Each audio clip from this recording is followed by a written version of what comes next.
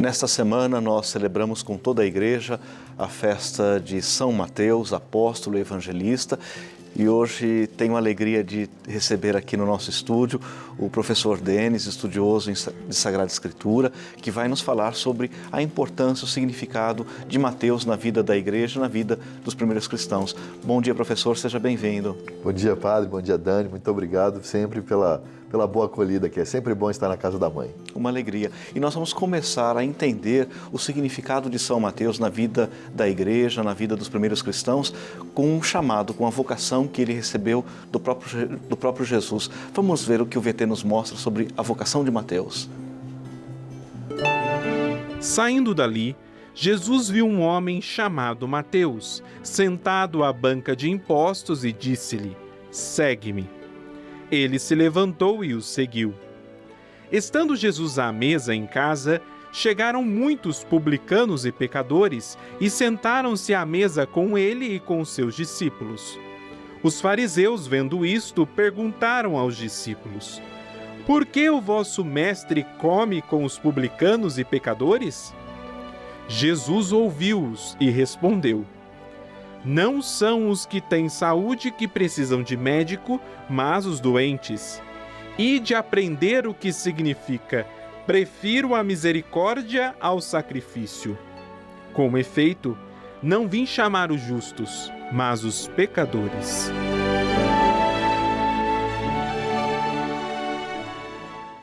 A vocação de Mateus, de alguma maneira, mostra o chamado que Deus dirige a cada um de nós. E é muito interessante, professor, que Mateus, ele é um cobrador de impostos. Nós trouxemos aqui para o estúdio alguns símbolos que representam isso. Ele é apóstolo, ele é evangelista, mas ele era cobrador de impostos. Quem é Mateus e quais são as características do seu evangelho? Bom, o Evangelho de São Mateus que nós celebramos aí há alguns dias atrás, né, nos Santos do Dia. São Mateus, diz a tradição, que era o Levi, cobrador de impostos do seu próprio Evangelho. O cobrador de impostos era um judeu, mas ele cobrava o imposto do seu irmão judeu e entregava para os romanos. O Império Romano dominava boa parte do mundo, inclusive aquela região ali onde Jesus viveu. Então, um cobrador de impostos, ele era, de certo modo, odiado pelo seu irmão judeu. Era considerado um inimigo do povo, né, professor? Exatamente, porque ele tirava dinheiro do seu irmão judeu e entregava para os dominadores romanos. Então ele ficava num limbo, porque ele ia lá conversar com os judeus falavam assim: "Não, você não é nosso irmão, sai daqui, vai lá falar com os romanos, você está cobrando imposto e entregando para eles." Ele ia lá no romano e os romanos falavam assim: "Mas o que você está fazendo aqui? Você não é romano? Vai lá ficar com seu irmão judeu." Então ele não fica nem lá nem cá. Era o famoso texto do Apocalipse, né? "Eu te quero quente ou frio, morno, eu te vomito." Isso é ser vomitado, jogado de um lado para o outro. E, em geral, o cobrador de impostos era também visto com certo preconceito, porque tinha ali uma fama também de desonestidade, Exato. de talvez cobrar um pouco além do devido, não é? Porque geralmente ele tinha uma taxa fixa para passar para os romanos. Como é que ele lucrava? Cobrando a mais do seu irmão judeu. Então, quanto mais ele explorasse o seu irmão judeu, mais ele iria enriquecer, que provavelmente era o que Mateus fazia, né? E muitas perguntas que a gente ouve, professor, é mais ou menos assim: com tanta gente boa ali em Cafarnaum, por que Jesus escolhe um cobrador de impostos? Ótimo. Por que Jesus escolhe alguém que é considerado um pecador público? Eu vou dizer para o senhor uma frase um tanto quanto assustadora: foi o que sobrou. Jesus literalmente veio para que sobrou. No sentido seguinte, esse judeu, porque Levi era um judeu, concorda? Ele era filho de Deus, membro de um povo que Deus formou para si. Só que os judeus diziam para ele: "Você não é nada disso, você abandonou isso, então você não é filho de Deus, você não é membro do povo de Deus, você vai ser jogado para fora." E Jesus chega para ele e fala assim: "Vem e me segue." O que significa esse chamado seguimento de Jesus? É Jesus colocando ele de novo dentro do povo de Deus. É Jesus dizendo: "Sim, eu faço com que você de fato, de novo, experimente ser filho de Deus." Então, por isso que Jesus andava, padre, com ladrão, prostituta, leproso, cobrador de impostos, todo o tipo de pecadores, vai dizer o Evangelho. Porque essas pessoas eram colocadas para fora. Diziam para essas pessoas: "Você não é filho de Deus. Você não faz parte mais do povo de Deus, escolhido por Deus." E Jesus dizia para essas pessoas: "Vem e me segue. É como se Jesus não tivesse preconceito em relação às pessoas. Jesus se aproxima dos pequenos, dos pobres, dos que são considerados impuros, pecadores. Agora, há também, e a festa de São Mateus deixa isso claro, há um santo antigo, venerável São Beda, que ao comentar o Evangelho de Mateus faz referência ao fato de que Jesus olhou para Mateus com misericórdia e o escolheu. Esse é o lema que o Papa Francisco escolheu para o seu pontificado também, olhando com misericórdia, o escolheu. Esse é o jeito, a pedagogia de Jesus. Exatamente, a misericórdia. Tem uma parábola que explica muito bem isso, padre, que é a parábola das 100 ovelhas. E tem aquela ovelhinha fujona, que o pastor vai atrás daquela ovelhinha fujona. Se a gente pensar, eu sou de roça, porque se a gente pensar, lógica não tem. Por quê? O que o pastor fazia? Ele tomava conta do aprisco para os lobos que vinham tentar devorar as ovelhas e ele mandava o lobo embora. Fugiu uma ovelha. Não faz sentido o pastor ir atrás de uma ovelha que talvez ele nem encontre e deixar as 99 prontas para serem devoradas pelos lobos. O que significa essa parábola? Significa essas pessoas que faziam parte do povo de Deus, esse aprisco é o povo de Deus. O povo que Deus formou. Mas existe aquela ovelha que não é que ela fugiu, ela foi jogada para fora. Entendi. Por ser considerada pelos outros pecadora, por ser considerada uma doença que é fruto de pecado, por ser considerado cobrador de impostos, é jogada para fora. E Jesus veio para essas pessoas. O que Jesus diz, outros evangelhos nos mostram, né? Quando Levi dá aquela festa, convidando Jesus depois do seu chamado. Eu vim para os pecadores, eu vim para os doentes. Então, por isso que essa parábola significa Jesus indo atrás daquele que foi jogado para fora. Porque aquele que está ali dentro, seguro, talvez ele fale assim, não, eu nem preciso de Jesus. Mas aquele que foi jogado para fora é aquele que é atingido pela misericórdia. A história da ovelha perdida, a história da vocação de Mateus mostra um pouco a lógica do reino de Deus. E Mateus fala mais de 50 vezes sobre o reino de Deus. Ele cita o reino de Deus mais de 50 vezes. Para Mateus, o que significa de fato o reino de Deus? Porque no Evangelho de São Mateus, o reino de Deus é uma escolha. A pessoa tem que fazer uma escolha. Esse Evangelho foi escrito, padre, para a gente entender, num momento de muita crise. Né? Lembra que Jesus fez, viveu tudo, e algumas décadas depois é que os evangelhos foram redigidos. Né? Então, São Mateus, quando redigiu o seu evangelho, né, lembrando de tudo aquilo, inspirado pelo Espírito Santo, de tudo aquilo que Jesus fez, ensinou e falou, ele vivia, junto com os seus irmãos, um momento de crise, que o templo de Jerusalém havia sido destruído, o templo era o principal foco de devoção de todos os judeus. Ele havia sido destruído, então eles ficaram perdidos. O que vem em segundo lugar de importância para os judeus? A lei. Então São Mateus foi mostrar para as pessoas, falou assim, ó, é Jesus quem realmente ensinou sobre a lei.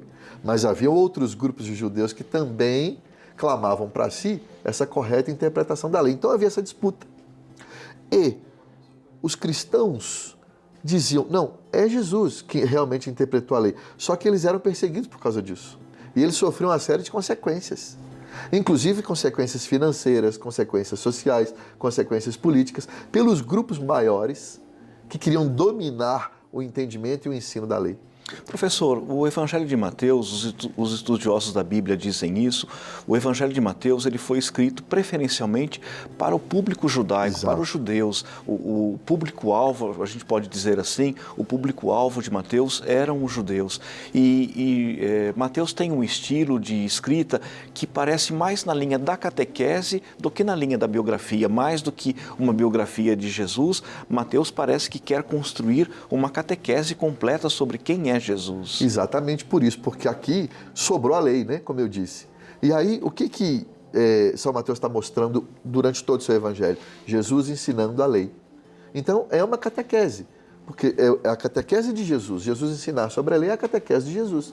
É Jesus ensinando a viver a partir da correta interpretação da lei que já tinha sido dada para os judeus. Por isso que esse evangelho é voltado para quem tem essa experiência da lei, que é o povo judeu.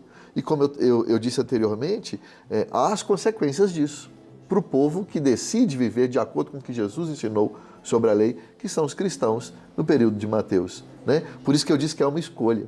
Ou você escolhe viver como cristão, inclusive as consequências disso naquela época, toda a perseguição política, a perseguição financeira, a perseguição social, mas viver fiel ao que Jesus ensinou, ou você abre mão e vai seguir como, por exemplo, os escribas, os fariseus, que eram os grupos dominantes, e vai abandonar a mão do cristianismo. Por isso que é sempre uma escolha. Tem um texto que é crucial no Evangelho de São Mateus. Você não pode servir a dois senhores.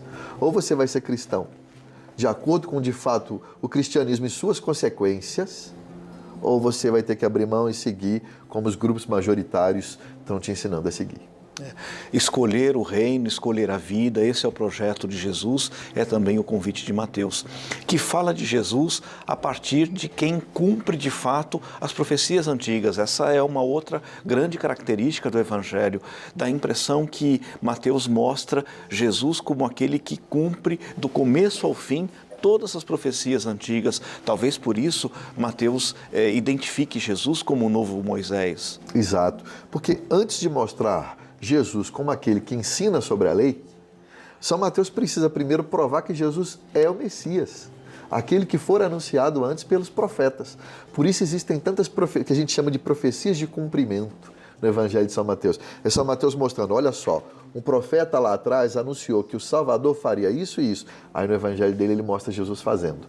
Olha só, o profeta lá atrás anunciou que o Salvador, o Messias, falaria sobre isso e isso. Olha Jesus fazendo isso. Então ele está provando para as pessoas, primeiro, que Jesus é o Messias, para a partir daí mostrar, é o Messias que ensina corretamente sobre a lei. Mateus, a gente sempre diz também, professor, que Mateus é um evangelista muito eclesial. Não que os outros não sejam, mas para a compreensão de Mateus, essa ideia da igreja, da assembleia, da eclesialidade é muito forte. É muito forte, primeiro por essa característica de catequese que o próprio evangelho tem. Tanto que nos primeiros séculos, o evangelho lido nas igrejas era o de Mateus, justamente por ter essa característica catequética e mais de ensino. Você está aprendendo o tempo todo sobre a lei. Vamos pegar um exemplo aqui, o Sermão da Montanha, que é o mais famoso. O que Jesus faz? Ouvistes o que foi dito. O que significa isso? Vocês já ouviram o que outros falaram sobre a lei. Eu agora vos digo. Então, eu agora vou ensinar corretamente sobre a lei. Mas o que significa essa frase? Sempre no início dos termos do Sermão da Montanha. Então, por isso ele é o mais catequético, ele foi no início da igreja o principal evangelho ensinado nas igrejas, então ele tem essa característica já desde a sua gênese. A gente sabe que os evangelistas, todos eles, com muita legitimidade, falam sobre Jesus, apresentam uma catequese própria sobre Jesus. E a gente sabe também que não é possível dizer que Mateus é melhor do que João, ou que João é melhor do que Marcos, e assim por diante. Mas Mateus tem algumas características muito especiais, além de ter uma linguagem própria para os judeus. Qual outra característica a gente poderia destacar sobre o Evangelho de Mateus, professor? Eu acredito que, além de ter essa característica catequética, de ter essa característica de igreja, ele prova para nós que Jesus é o Messias, que Jesus é Deus, ele é 100% homem, exceto no pecado, e 100% Deus. O tempo inteiro, com essas profecias de cumprimento, com todos os ensinamentos de Jesus, ele nos dá essa segurança. Jesus é o Messias, então acredite no ensinamento do Messias. Vale a pena viver de acordo com o ensinamento do Messias.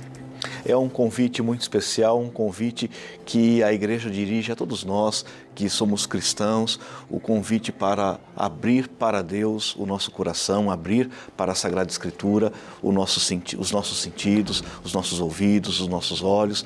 Muito obrigado, professor, uma alegria muito grande conhecer esse personagem bíblico tão significativo como é o evangelista Mateus. Que nós possamos viver a alegria da fé na companhia de São Mateus, lembrando sempre que Deus olha para cada um de nós com muita misericórdia e nos escolhe, não porque nós somos bons, mas porque Deus é bom. Muito obrigado, professor, seja sempre bem-vindo. Muito obrigado.